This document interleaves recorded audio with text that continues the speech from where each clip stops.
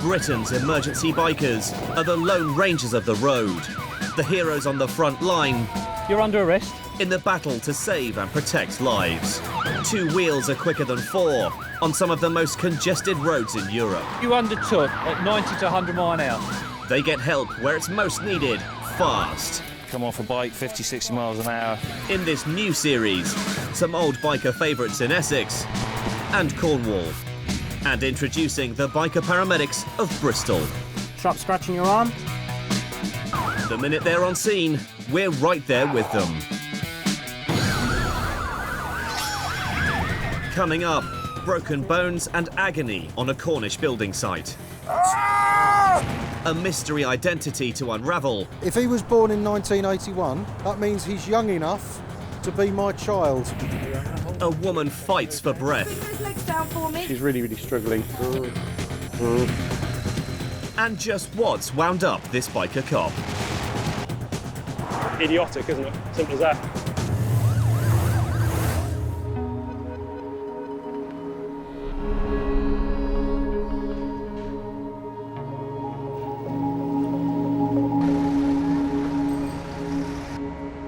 New to the capital of the Southwest, Hello, mate. 5 biker paramedics who arrived just 4 months ago. That bit's done. The other one's in the bike, all sorted. Responding to 15 calls every day in and around the city. See you later, mate. On duty today, Dean Wiltshire, better known as Wingnut. I've been called Wingnut for many, many years because of these things. They stick out, and you must have seen what a wingnut is. It's like a nut with 2 big wings on, a bit like this, really, that you use to screw something down. The biker paramedics are more than proving their worth in a city with traffic even worse than London. Riding a bike on blue lights and breaking speed limits. We can cut across the city in almost no time at all. We can get into shopping centres, into railway stations. I can get my kit right alongside the patient. Without being there quickly, patients could die or they could end up with disability. A 999's just come in. We've got a 78-year-old patient just outside the city. Believe it to be a stroke.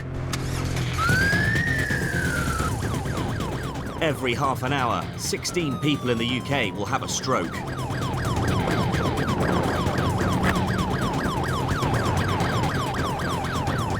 Wingnut's patient is 3 miles away. He needs to get there fast.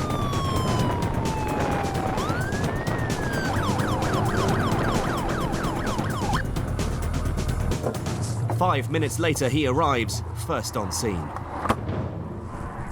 If someone's having a stroke, we've got to get there really, really quickly. A stroke is the blood supply in the brain that's been cut off. Brain cells can be dying, and they will be dying quite quickly. In the worst case scenario, really, is brain damage or death. Hello, my name's Dean or Wingnut. What's your name? No. What's your name? She got attitude. Is that normal, is it? Yeah. Okay, how long has that been the case for? This always happens when she's had the seizure, but definitely Okay. she may have had a stroke. It's either a stroke or a massive seizure. I've never seen her go like that before. Okay. 78-year-old Teresa is looked after by her daughter Jackie and carer Deborah. She was eating her breakfast and all of a sudden she just looked up and then she went and then she started shaking. So Okay, how long did it- down this side. How long did it last for? Whenever she's ever had. Mum also, to let you know, she had a stroke in 2010 which brought the epilepsy on. Right. And we also have dementia.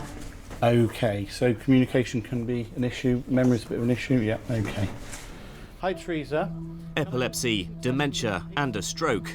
Teresa's history is going to make it hard for Wingnut to work out exactly what's going on. That's normal. This morning she may have had a seizure, a stroke, or even both. Can you tell me where you are? I can. Sorry. That's all right, don't worry. Would you normally know? I can't. Okay. Let's just hold that on there for a minute. You know my name, don't you? No, I didn't. You didn't. What's my name? No. It's okay. What's your name? Jackie. This is Jackie. Yes. Okay, what's her name? Yes. Jackie is her name. Can you tell me Jackie's name? No? Okay, don't worry, not a problem. think what we need to do is just send her in for another scan, some observations just to see if there's anything further going on. I think we need to err on the side of caution. I mean, I'd love to be able to leave her here. I just think this just... Well, I think, as Deb said, with the bit, this is the biggest that she's seen for a Yeah, while. absolutely, yeah. Yeah. I'm going to send you to the hospital. If I don't send you in and there's something happening... Are you with us? Teresa, will you look at me? Hello. Where did you go then? You disappeared off again for a second, didn't you? I'm going to send you into hospital, okay? So you become friends as well. Teresa? Teresa? 1082, can I have a crew please P1 over?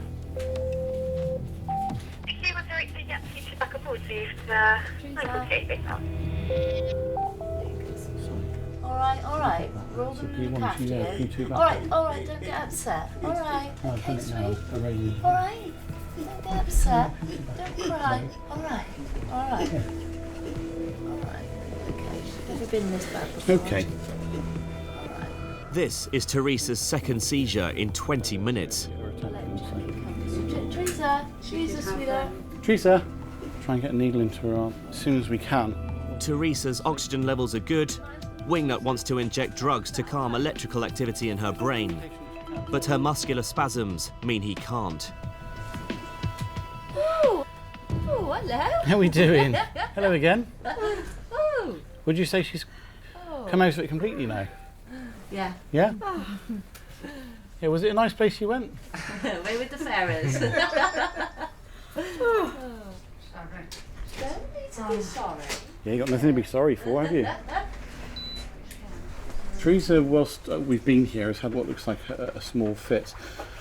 My concern is she was rolling her head to the right and looking right. That's what we would call a left-sided neglect, and that is quite a good sign of a stroke. So we just need to be a little bit careful. So we're going to treat as worst case as though she's possibly had another stroke. We've got an ambulance coming now on a top priority to get her into the scanner and see what's going on. Teresa's fits may have been severe enough to cause a bleed on her brain. Wingnut must get her to hospital, or she could die. Right, Teresa, shall we try and stand you up so we can put you on a chair? But there's a problem. No. Come on, sweet, why don't you come with us? No. Teresa's refusing to go to hospital. She can't be forced, but any delay could be fatal. Teresa, do you not want to come to hospital with us? No. Alright, I know you don't want to go. In Bristol, 78-year-old Teresa has had 2 seizures, a possible stroke, and perhaps a bleed on the brain. She needs to get to hospital fast, or she could die. Come on, sweet, why don't you come with us? No. But she's refusing to go. Teresa, do you not want to come to hospital with us? No. Why not? This could be down to her dementia, but biker paramedic Wingnut can't force her. His best hope is Teresa's daughter, Jackie. To go to hospital. She needs to go to hospital. I'm not sure whether she's having seizures or whether she's having a stroke or both. I just don't know. And the way she's presenting is not typical of one or the other. So, you know, we're in a place now that really says this needs to be investigated further. The problem we've got is she keeps saying no. She does need to go. If we can make this happen, that would be great. I don't think she's aware at the moment of... They're just back now. Back. They are. Listen, if we still want to go to Ireland, do you understand? We have to get you into hospital because you're not well. All right? We want to get you on holiday, get you to see Mary, and I'll come with you, and I'll stay with you. All right? It won't be for long, but we have to get you in because they are worried about you. All right? Just do it for me, please, because I am worried about you. Can I come with you? Yeah? Can we go in the ambulance? Because listen, you're not well.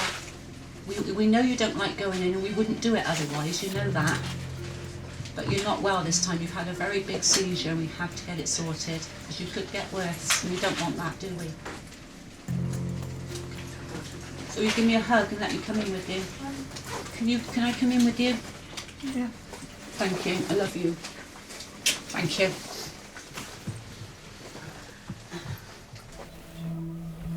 But before Teresa reaches the ambulance, she has another seizure, her third in an hour. Okay. Okay. Her condition is deteriorating rapidly. She's taken a slight change for the worse at the moment, so the crew in there at the moment are giving her some drugs to try and stop the fitting, okay, which is what the biggest problem is at the moment. Right. We've requested the helicopter emergency service, so we don't know if they're coming by helicopter or in their car. Once I find that out, I can let you know, okay? These specially trained doctors and paramedics could mean the difference between life and death for Teresa. The doctor's got a broader range of drugs that he can give. If a patient is at risk because of a long seizure, a doctor can put a patient to sleep. It's called a rapid sequence induction, and it's the same, it's anaesthetising a patient, so they then take control of her breathing and everything else, and it allows the brain time to sort of reset itself. Teresa, we were called to earlier on, she was having a seizure. We believe she may have been having a CV at the same time, because she was showing a right-sided weakness. Got her out of the house after some time. She started to seize again. There was a step change. The specialist team will accompany Teresa to hospital. She's in a critical condition.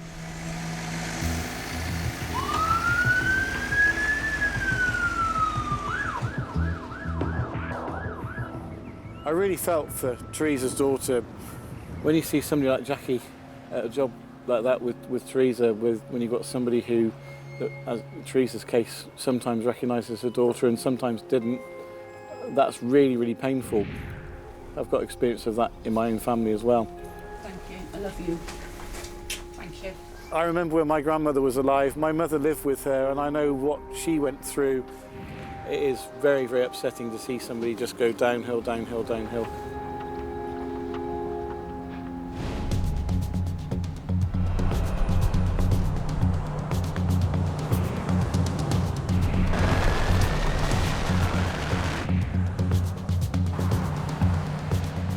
At Biker Cop HQ, PC Martin Ackers has a secret weapon to help catch speeders on this March morning. K1300 BMW motorcycle. It has been equipped with cameras and speed detection device. It accelerates exceptionally quickly. Our old one, the K1200, I did clock a motorcycle at 165 on it, so very high speed, and this one's even quicker. All I know is it's you hold on.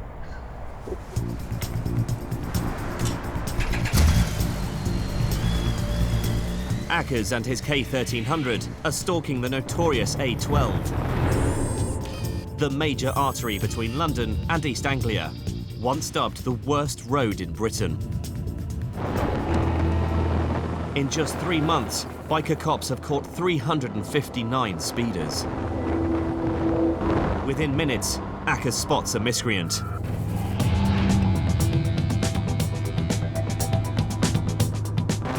He has to open the throttle to catch his quarry.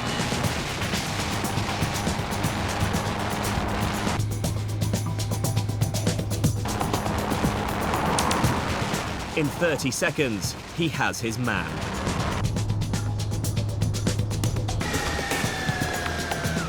Whatever his jacket might suggest, this biker's luck has just run out. Hello. You all right? Goes well, doesn't it? That's the first time in ages I've put it out there, so... Oh, right, it's one of the first rides of the year, is it? No, what's happened is, I normally use a 400 Suzuki. Aye, yeah. But I smashed it up the other day in the back of a van that pulled across from me on Parkway. It's one of the first times it's been out. It just responds so much sharper. Right. I don't ride like that all the time. Just on the odd occasion? No, it's literally just, I give it a handful and that was it. Yeah, you did that all right. Because I've just had that accident as well, it didn't, you know, I'm still a bit dubious about traffic around me. Right, I've okay. still got fractured ribs from the accident, because I only had it on the 19th of February. What sort of speed do you think you're doing then? I don't know, didn't even look. To be fair, I don't when I'm doing something like that, I look in front. Okay. Little bit of a high speed. Check the speed of your vehicle. Yeah. Okay, using what's known as a Vascar device, so it works out your average speed. Yeah. Okay, this is it on here. That's your average speed. When I clocked you off, you're already on the brakes. Yeah. I'd estimate at one point you're about 130-ish. Yeah? I mean, I know that goes well, but... It goes a lot faster than 130, I can assure you that. hell of a lot faster. That's quite clearly unacceptable. Yeah. But this biker's no stranger to speeding. Yeah, I've just had 3 as well for the golf tolls. Yeah. But I got 3 for that and 3 for another one a year or more ago. I think it was a year or more ago than that. So I got 6 points at the minute. A little bit of a history there for speeding, isn't there? I've been banned once on a tighten up already when I used to Have be you? a recovery driver, yeah. What was that for then? Tightening up on the 3 points for the lorries. I've done 3 of them courses as well, so. Would it be fair to say they're not quite working? Are you ever going to slow down? Yeah, I got it. Right, okay then. Well, bad news is that obviously it's a court job on that one. I think you might know what will happen at those speeds. Well, all I can ask is slow down. You know, I like having a chat with people, but I don't like picking them up. Yeah, well, right. Right then, just slow down, please. I know you've been asked many times before. Watch out, go, mate.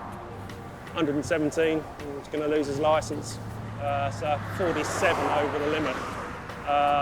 Yeah, ridiculous speed, absolutely ridiculous. Well, really, we need him off the road. Just idiotic, isn't it? Simple as that. Bikers in their 40s and 50s are 3 times more likely to be killed in an accident. And for biker cop boss Sergeant Nick Edwards, they're a problem. Born-again bikers is the term they know. Middle-aged men who have maybe had a bike years ago when they were a teenager. They've now got a job, maybe got a bit of money and decide to go back into biking. Some bikers do think they're immune. They're either immune from prosecution or immune from injury or something, but you know, it'll catch you in the end. And you know, if we can minimise that, then great. Your time's going to run out, is what I'm trying to say here. Yes, it's great that you might think I've got away with it for so many years, but it won't last forever.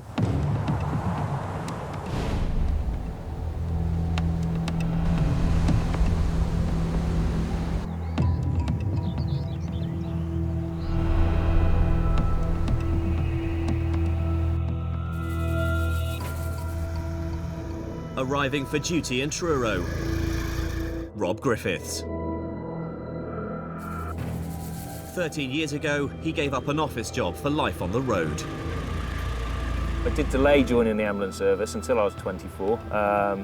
You know, I still liked going out and drinking beer all the time and being hungover in the mornings, which obviously that had to change when I joined the ambulance service. You do mature very quickly though once you join. You know, the problems we see are horrendous and life-changing, and you actually become a different sort of person.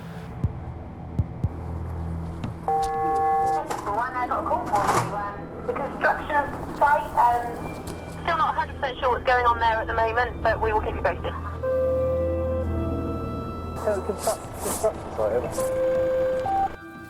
site, some form of trauma.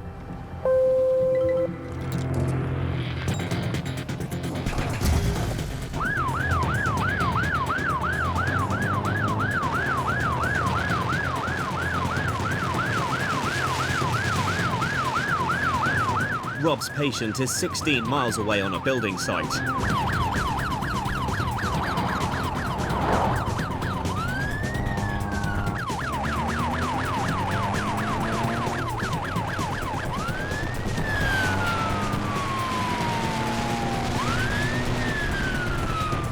When you're on that bike and riding, the only thing you think about is that ride. You don't want to get red mist or anything like that. And you can't afford to think of anything else. It's incredibly dangerous. When you concentrate on your ride, and then when you get off the bike, it's job time. He's first on scene in 15 minutes. Leave your bike here, mate. Right, what's happened? He's busted his leg. He's tried getting into the cab and he's busted his leg. Slipped off the track. So he's trying to get into his cab, was he? Trying to get into his cab and he slipped off his track. Okay.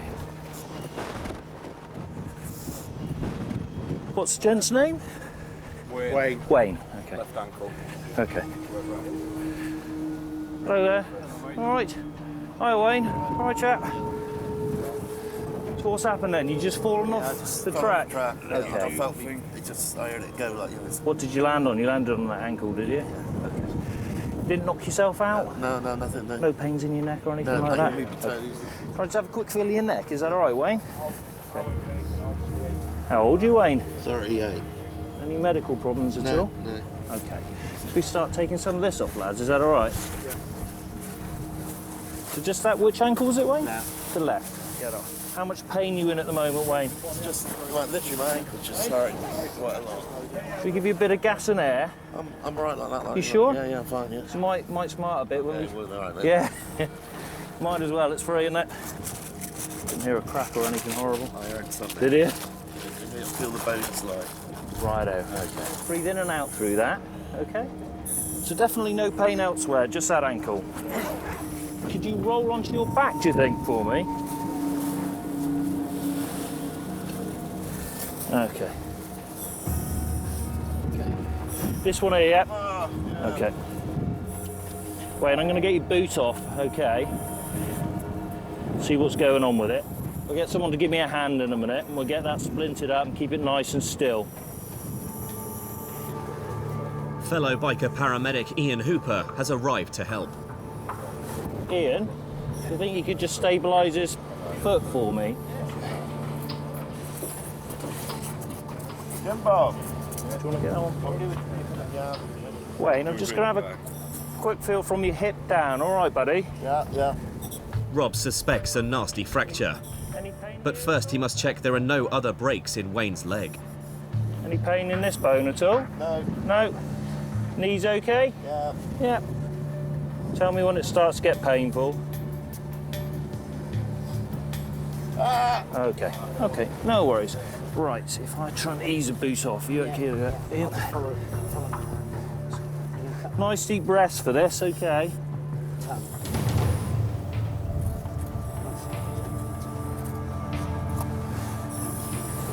Quite thick boot ski.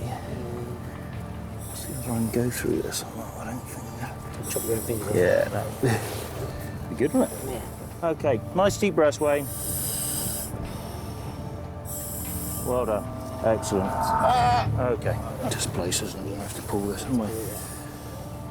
Wayne, your ankle's really badly displaced here, okay? Unfortunately, it means we're gonna have to straighten it out. We noticed that his left ankle was badly deformed with sort of white and what we call critical skin to one side of it, which means the skin is being starved of oxygenated blood. Just going to make sure we got good circulation in the bottom of that. Yeah. Wayne, just keep breathing on the gas. If there is a problem with the circulation and the blood supply is cut off, cells can be damaged within minutes. Left too long, it could even mean amputation. Is it going now?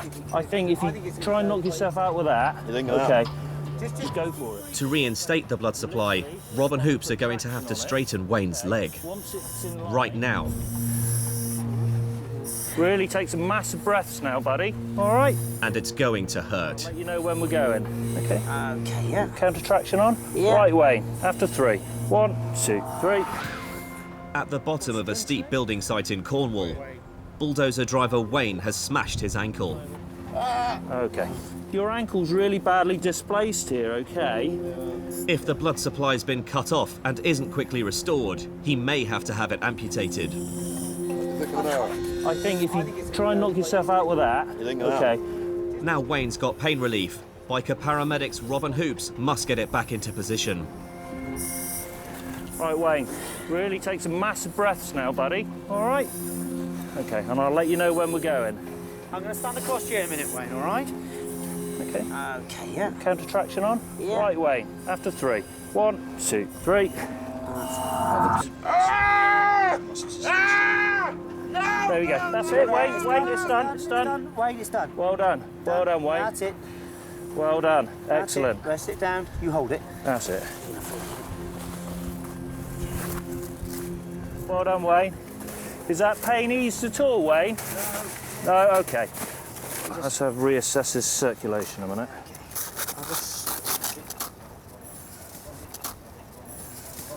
Okay, so we've got a good pedal pulse. It's nice and straight.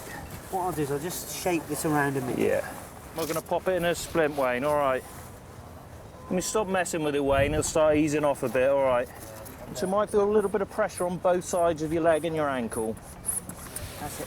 The vacuum splint will protect Wayne's leg, ready to get him to hospital. But getting him there is easier said than done. Okay, bud. How's that pain doing, buddy? It's a lot better, is it? Good. An ambulance has arrived, but it can't get down to Wayne. He's stuck in a crater bounded by steep, muddy sides. Are you allergic to anything? No. No. Wayne's mates have come to the rescue. Crane him. All right, no worries. I believe they're going to try and crane you out, chap. All right.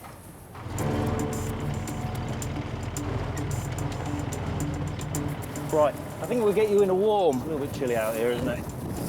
So how are they going to do it then? We're going to lift up on that stretcher there. The construction company has a stretcher ready for just such emergencies. Wayne will be hoisted to higher ground where the ambulance is waiting. There you go, buddy. I'll try and get this leg over and push and I'll support. You all right? Yep.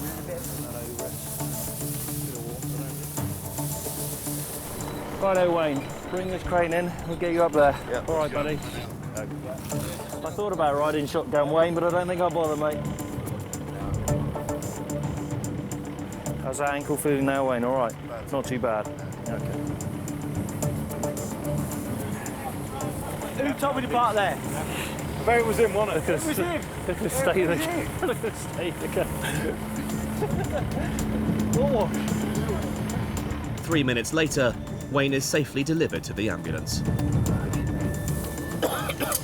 Let me come in. Should I go out this way? Yeah, come out to the side. That's it. Well done, bud. Wayne, just push yourself up the bed a bit. That way a little bit, Wayne. I know it's a lot of pain, mate.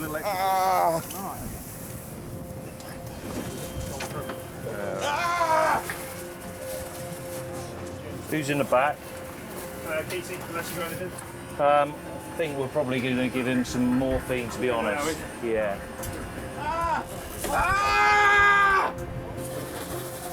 Yeah, the pain was quite settled, to be honest. It's suddenly got worse, hasn't it? Wayne, Especially coming out of here. Yeah. what we need to do, I know it's easy for me to say, you need to try and relax the muscles in your leg because you're pulling on it. You're tense. So just relax, and that's what they can give you some morphine so you can just go, alright? So ease it down. Wayne, should we give you some morphine for the way in? Well, at least putting it back in place or something, and that hurt like 100%. Unreal, but it's better now. Hopefully they ain't got to do that again. Wayne, lovely to meet you. And you, mate. Shane's in such circumstances. All right, good luck with the ankle. Take it steady. Wayne will be rushed to hospital, where he will almost certainly need surgery. And this is a job Rob won't forget in a hurry. You come across difficult circumstances pretty much on a daily basis. We don't use cranes very often. Yeah, we try to use whatever we've got around us really to get the patients to where we want to be. Obviously, the foreman there gives us the idea of, look, there's a crane right above us. Let's use that. That's fantastic. And if their health and safety man's happy with that, then that's good for me too.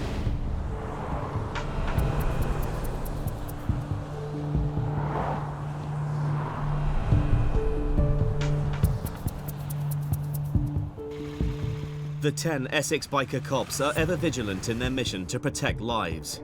But there's one who can't always be out on his bike.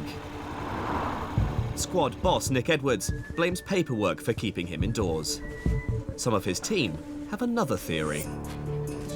You can't go out, look, it's cloudy, look, there's clouds in the sky, Sergeant. Tracy, if any of this paperwork is yours, Tracy, it's being returned. No chance, I don't do any work, do I?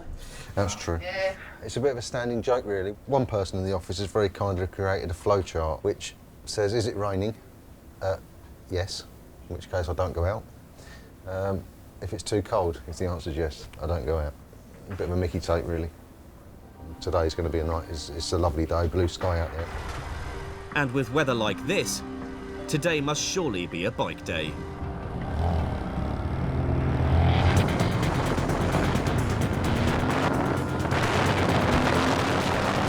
Very soon, eagle-eyed Nick spots a driver without a seatbelt. And this seasoned cop knows only too well that a routine stop can very quickly become something more complicated.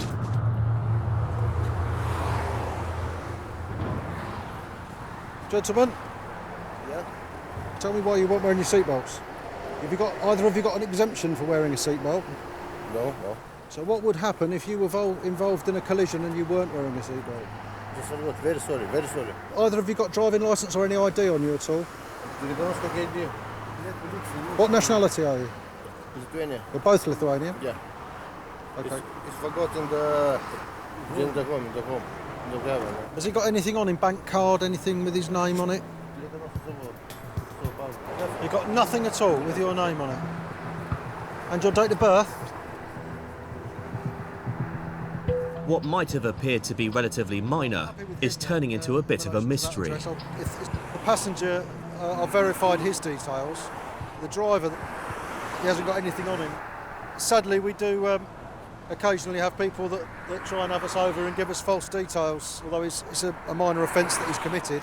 If I can't establish who he is at the roadside, then he'll be coming in.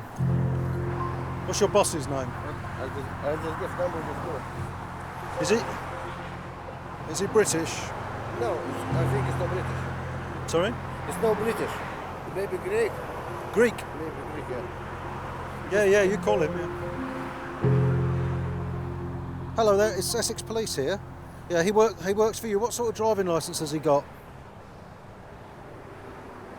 A Moroccan one. Eastern Europe. Well, Morocco's not in Eastern Europe, is it? And do you have his date of birth? So you employ this person and you don't have his date of birth or his home address? So if you know he's got a driving licence, his date of birth is on the driving licence. Can you just read that out for me? 07031981. So you think that he was born in 1981? If he was born in 1981, that means he's young enough to be my child. And I'm 50, and he looks significantly older than me. It's not a good copy, and you think it says 81. So are you just making it up? And if I can't establish and verify his details, he'll be arrested and he'll be coming with me. Right, what's his driving licence number? It'll be in English numbers, yeah. Right, and his date of birth in that shows 01041962.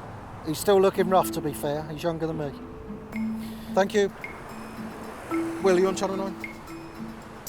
Now that the document has been deciphered, Nick can double-check the details with control. Hey!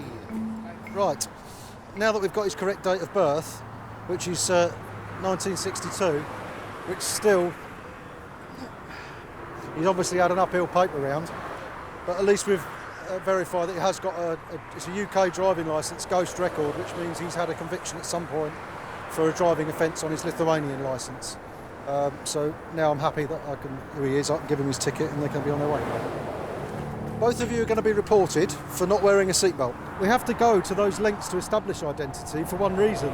If he may have been, both of them may have been wanted. Please wear your seatbelts, all right? Thank you. All right, take care.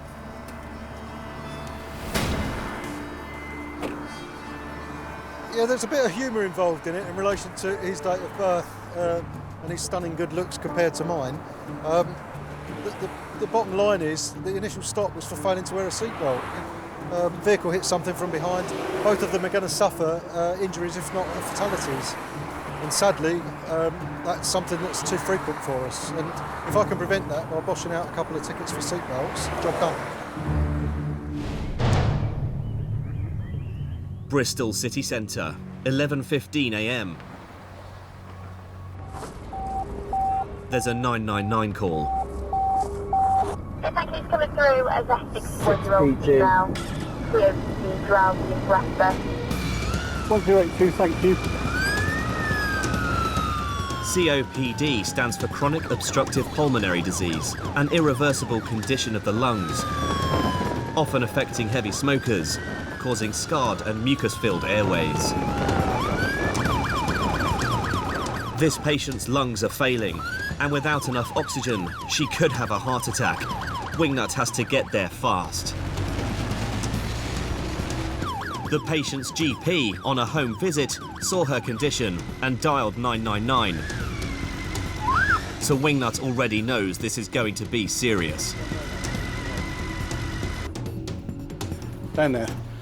Hello there. Hi, this lady's known CBD. Yeah. Previous respiratory failure. Yeah. I've just got them for a home visit and immediately called 999. Okay. Sure. I'll go ahead and nebulise, I think. There is a ambulance coming. Janet is fighting for every breath. Wingnut is her only chance of survival. In Bristol city centre, biker paramedic Wingnut has been called to 61-year-old Janet, whose lungs are failing.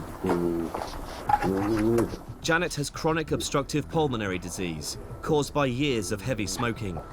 Her lungs are scarred and are filling with mucus faster than it can be cleared. She's slowly suffocating. I'm going to give you a nebuliser, okay? The doctor's just said that your breathing is very, very bad at the moment, so let's give you this to hopefully open up your airways a little bit. Probably had one of these before, have you? Right. Janet's breathing was really, really bad, so what I'm giving her now is a drug that she'll breathe that will hopefully open up her airways and make breathing much easier quite quickly. I've only got a very limited amount of oxygen, so I really need another crew here quite quickly. So once I get this going, I'm going to make sure there's an ambulance on their way. I've only got about 10 minutes worth of oxygen on the bike. Janet, there we are. I'm going to hold that for you a second, okay? Breathing pure oxygen will give what's left of Janet's lungs a fighting chance.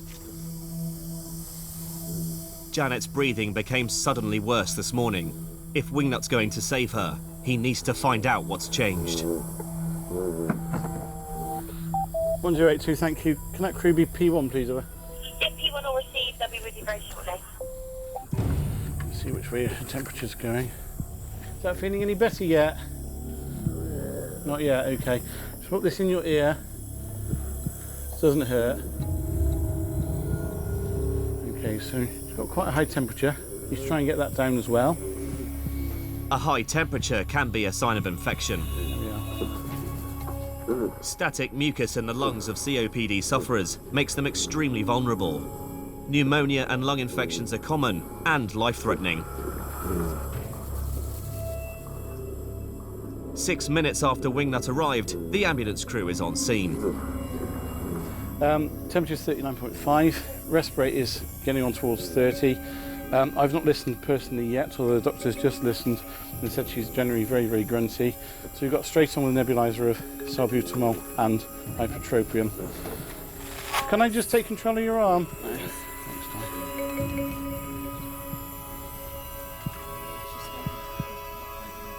In hospital, if Janet goes into full respiratory failure, doctors can take over her breathing and keep her alive, something the paramedics can't do here. She needs to get to hospital fast. Janet's breathing is really, really bad at the moment. She's really, really struggling. The drug I'm giving is not really working very well at the moment. I think she's got just quite a severe infection, so she needs to be at hospital fairly quickly. I've got a chair coming in, Janet. What we'd like to do in a second is sit you up on the side of the bed with your feet on the floor. Right then. So, Here we are. Brilliant. Up a little bit further. swing those legs down for me. Get them flat on the floor. Lovely. Right. Well done. You got her there, and I'll help you. Yeah, I've got it, yeah. So Janet, open your eyes Okay. up. Open your eyes up so you can see where you're going. Does this eye ever open? Irritable bowels. 1, Yeah. 2, 3. Nice Okay. and tall. Up we go. Bring it back towards you. Can you scooch it out a bit, then in? That's Yep. it. And then, there we go. Well done. Tangle. All right, well down. About 6. 6, yep. Hey, it's quite safe. Are you alright bringing your stuff out? Yeah, absolutely. You'll lift over here, my love. Yes, go left. Steady, steady. Lift. I've got the front of the chair.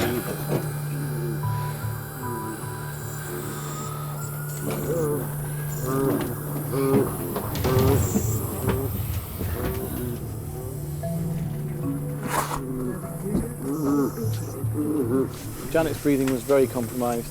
I learned that she'd been there before, but somebody who doesn't get treated with the level of obstruction that she has at the time, with no treatment, that person will die. Janet, can you open your eyes for me? Hello? Are you feeling any better yet? You are, okay. Although, yeah. There's nothing worse than not being able to breathe properly. She feels slightly better, having had the drugs I've given her, but she's still not feeling well yet. She's very poorly. Her breathing is very, very bad. She's breathing too fast, she's not breathing well enough, she's just very, very, very, very ill. They are aware. Without help, Janet would have died. There's no doubt at all.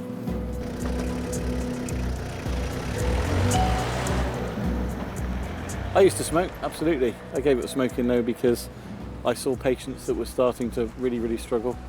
So when it comes to somebody who's got COPD and caused by smoking, it's difficult to blame them, particularly if they're of an age of 60 onwards, because when they were younger, we didn't know the effects and it was quite normal, it was just the done thing. It just says that your breathing is very... Janet made it to hospital, and she did have an infection. Okay. She was given antibiotics, kept in for observation, and sent home 9 days later. She hasn't yet given up smoking. Down for me, get the flat on the floor. In Cornwall, crane driver Wayne had broken a bone in his ankle and his foot. He needed screws and a plate to fix everything back in place. It could be some time before he's back on his feet, let alone back on his bulldozer. I quite like bony injuries, to be honest. I think I must be a bit twisted. So I look at that and think, oh, that's quite interesting. I could have a go on that, you know? Talk to me about fingernails coming off. Don't like it at all. The biker, Ackers clocked at 117 miles an hour, has yet to go to court. He could be banned and fined up to £1,000. Teresa? In Bristol, Teresa's seizures were serious. She was kept in hospital for 3 days. She was too ill to make it to Ireland to visit the sister she hasn't seen for 20 years. 1 in 14 people over 65 suffers from dementia. It's been tough for Teresa's daughter, Jackie. How are you? Surviving. Yeah? What have you been up to? A lot. Oh yeah, Apart tell from me. chocolate. Oh, chocolate, right. I What else? got some chocolate. Okay. Yeah. It's a horrible disease. And to see the person that you knew, she's still my mum, I still love her, but she's not the mum that I knew. 95% of the time, she can't tell me my name. I do miss her. I do, yeah, I do, sorry. I miss the mum that was there. If I had a problem in the past, I could go and talk to her about it. I can still talk to her, but she's not aware, she can't understand fully what I'm saying. But the moments where she does come back to us, where you can have a laugh and a joke and everything, it's lovely to see those moments. I'm starving. You're always starving. I'm always starving, I know. I said you got worms. Excuse me. Right, it's all right, let's start again. Start again. Next time on New Emergency Bikers. A turn for the worst with a rare allergy. That didn't swing that. Biker cop Tracy says it like it is. Your thumb's up your bum and your brain's in neutral, isn't it, really? And a horrific crash for bank holiday bikers. Whoa!